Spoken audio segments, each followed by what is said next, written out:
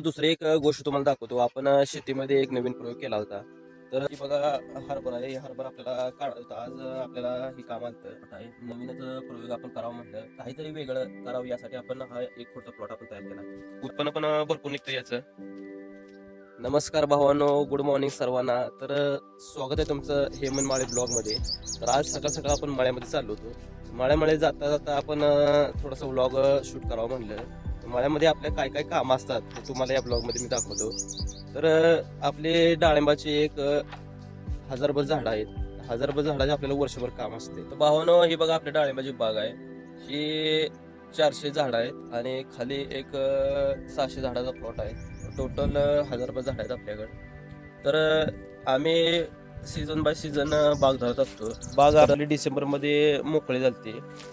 मोकळे झाल्यानंतर मग थोडंसं रेस्ट पिरियडमध्ये थोडंसं फवारण्या केल्यानंतर आता आपल्याला एप्रिलमध्ये बाग धरायची आहे. त्यामुळं असं खत घालण्यासाठी आपण असं खड्डं पाडून घेतलेत बघा.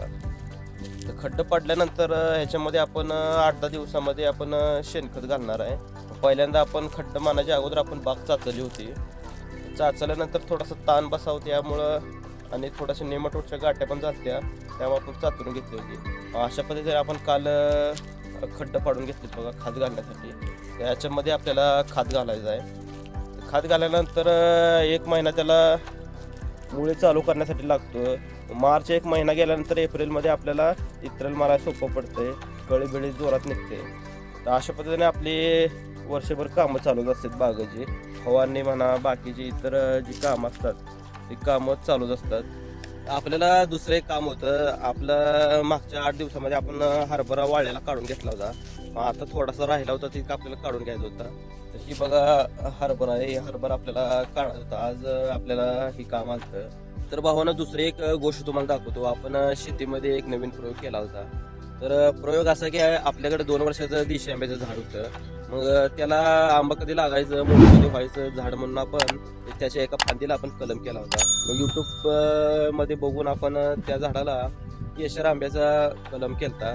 केशर आंब्याची फांदी काढून त्यासाठी त्याला आपण कलम केला होता. ती तुम्हाला दाखवतो मी थोडक्यामध्ये. तर बघा. तर भावानं, हे बघा आपण कलम केलेली फांदी हे देशी आंब्याचं झाड आहे.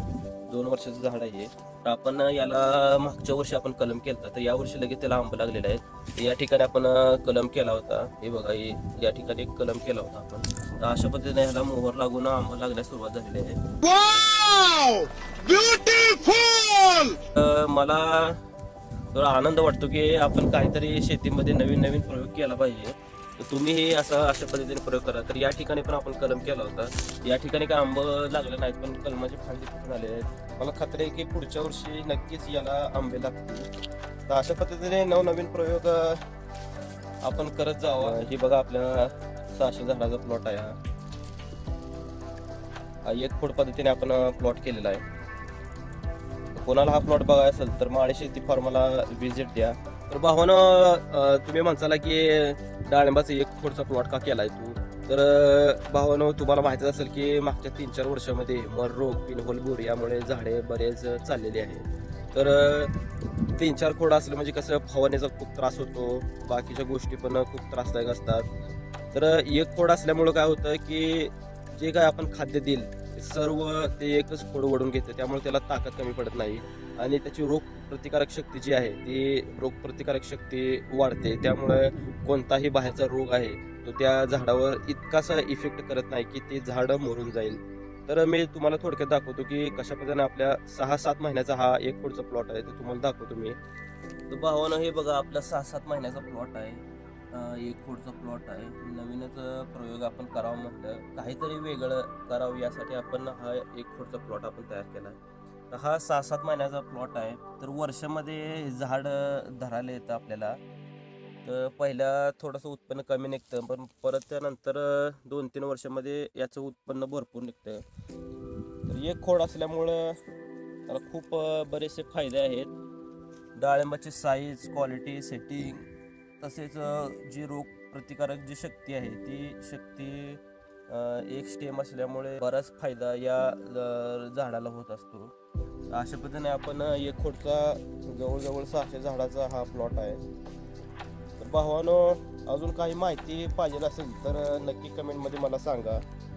तर भावानं या एक खोडमध्ये आपल्याला अजून बरीचशी कामे करायची आहेत. आपण याला अजून शेणखत घातलेलं नाही, फक्त रासायनिक तसं सेंद्रिय खतावर हा प्लॉट आपण आणलेला आहे. 6-7 महिन्याचा आहे.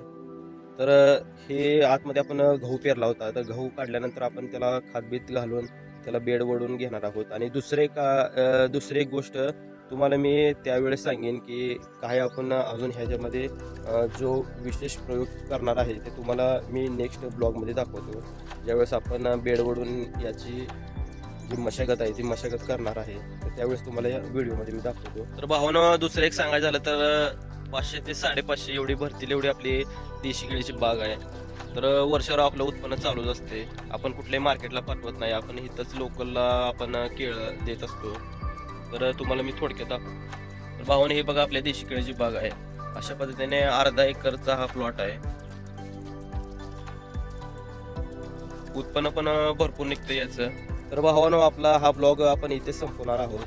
तर असेच नवनवीन व्हिडिओ शेतीमधील तसेच इतर काही गोष्टी मी या ब्लॉगमध्ये तुम्हाला दाखवत जाईन. तर आपल्या चॅनलवर आला असाल तर नक्कीच चॅनलला सबस्क्राईब करा. व्हिडिओ जर आवडला असेल तर व्हिडिओला लाईक करा, शेअर करा. तसेच तुमची काही सजेशन असतील ते नक्की कमेंट बॉक्समध्ये मला सांगा.